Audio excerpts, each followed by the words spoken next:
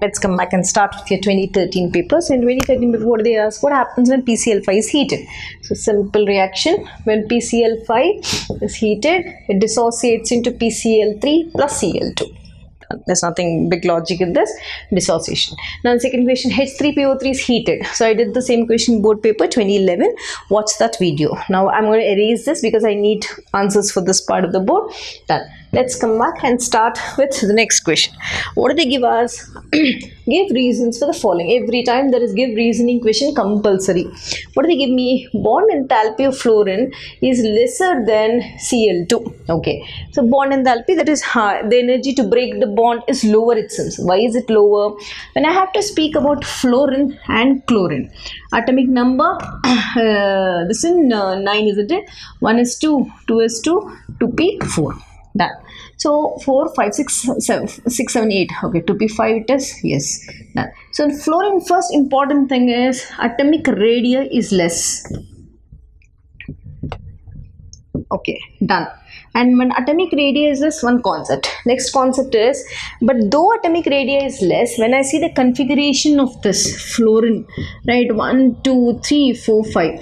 This lone pair of one fluorine, one more lone pair of one more fluorine. So there are a lot of electron, because the size of the radii, that atom is very small. So the electron repulsion, one fluorine, one electron, the other fluorine, one more electron. So what happens here? Electron repulsions increase. When electron repulsion increases, bond enthalpy automatically, with less energy only, I can break the bond, because already it is repelling. When it is repelling, it will open up the bond. So simple, isn't it? So hence, so bond enthalpy is lower for fluorine compared to chlorine. This is what is important. So that is your answer. Done. Yes, let's come back and see.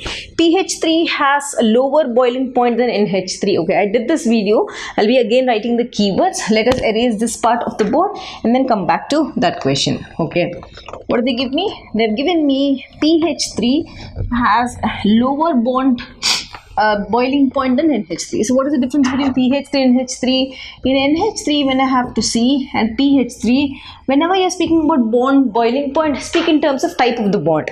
In NH3, what type of bond we have? We have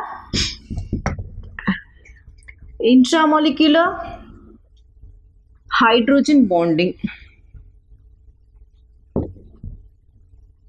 right, which is strong enough. When there is intramolecular hydrogen bonding, what will happen? The boiling point automatically BP is high, but in pH3 it is less. Why is it less? Here you have weak van der Waals forces. Why weak van der Waals forces? Because the atomic radii of phosphorus is high, larger than this. So weak van der Waals forces, hence BP is low.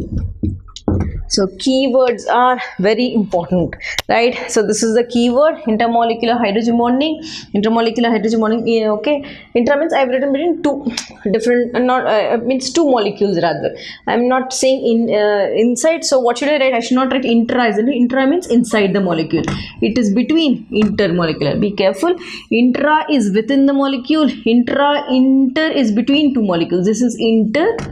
This is intra. I'm sorry for that. So intermolecular hydrogen bonding is there. So boiling point is high. Weak van der Waals forces, hence boiling point is low. That's it. Next, draw the structures again. BRF3, I did it in video number 97. HPO3, your oxoacids of phosphorus in video number 98. And XCF4 under video number 52. Please watch the videos for the information.